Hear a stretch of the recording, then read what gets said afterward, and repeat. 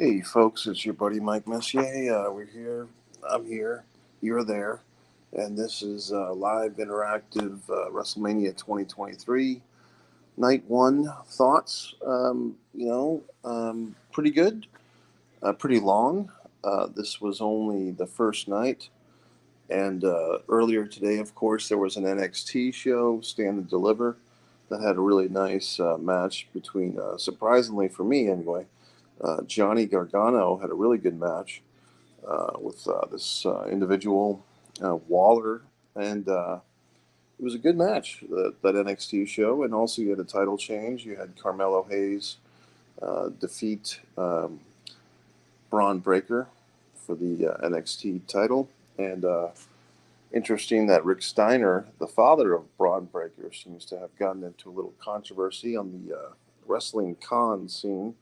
I had some people asking me to comment on that. But as far as this night one WrestleMania, I think it was good. A little longer than I would thought for half a show. But I guess that's why they break it up now. And as we're ending, we see Sami Zayn and Kevin Owens have won the tag team title over the Usos. Earlier, we saw Rhea Ripley win the women's title over Charlotte Flair.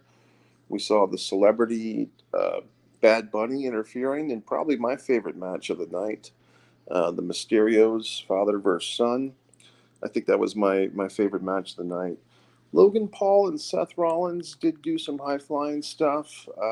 I did see that. I mean, probably everybody did. You knew that mascot was going to interfere at some point.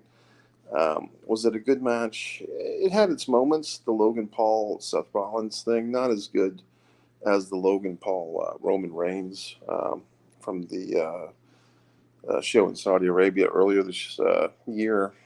So overall, a good show.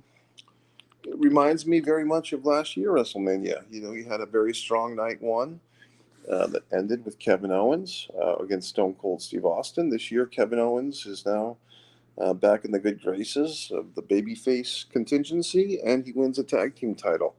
And it is nice in a wrestling perspective to see a tag team championship getting, you know, a main event here. By the way, this is live and interactive. If you have a comment, you can leave the comment and I will address it. What else do we see? For me, the sleeper match of the night, meaning the match that I fell asleep during, was the women's six man or the women's six woman. I mean, they just called it a six woman tag team match. Just, I don't know, for some reason, I just kind of conked out.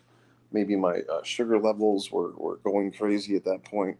But the veteran ladies, the Becky and the Litas and the Trishas, they won.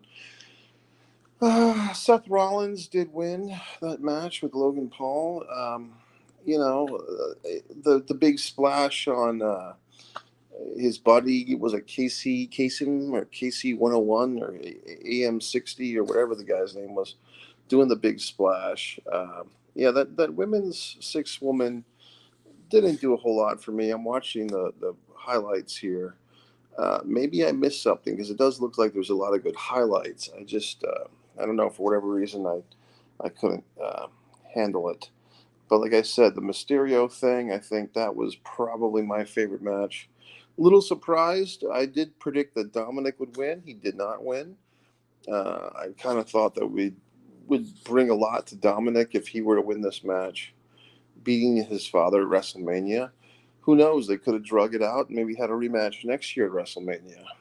Um, the Miz as host, I don't know if that did much for me. The Pat McAfee thing seemed to fall flat. Um, I don't think the fans really cared that much about Pat McAfee.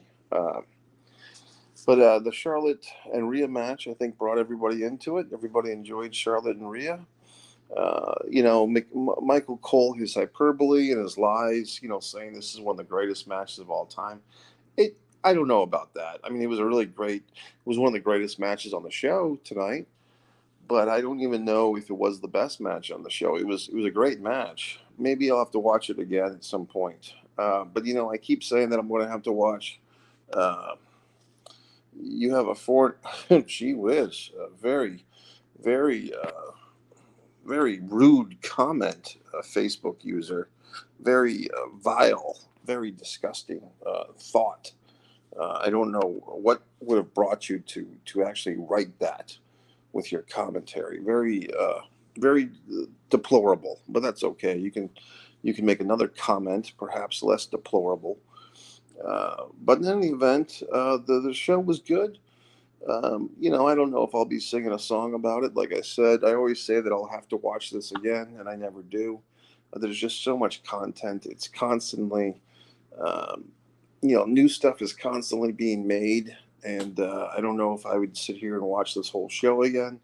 I would probably watch the Rhea Charlotte match again um, at some point. I would probably watch the Mysterios match again.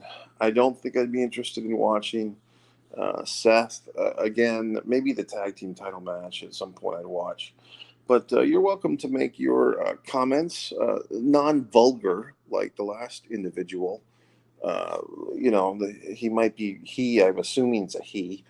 Uh, might be referring to the fact that this is streaming into the Foreign Object Wrestling Group, which I fucking run, asshole. So we'll see. But what else?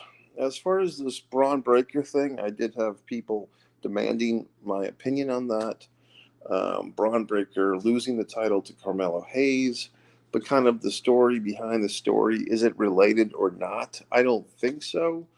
But apparently there was this wrestling con, and there's these accusations being made by apparently a transgender female who claims that Rick Steiner was verbally abusing her and calling her a man, uh, among other statements. And also, according to this individual, whose name I don't even know, wasn't familiar with this individual, but she's saying that Rick Steiner also used the F bomb on another person at that wrestling convention. And apparently, Rick Steiner was requested not to return to that event. So I don't really know, to tell you the truth, if that's true. I wasn't there, but I mean, the convention either believes the woman outright, or perhaps they talked to Rick Steiner and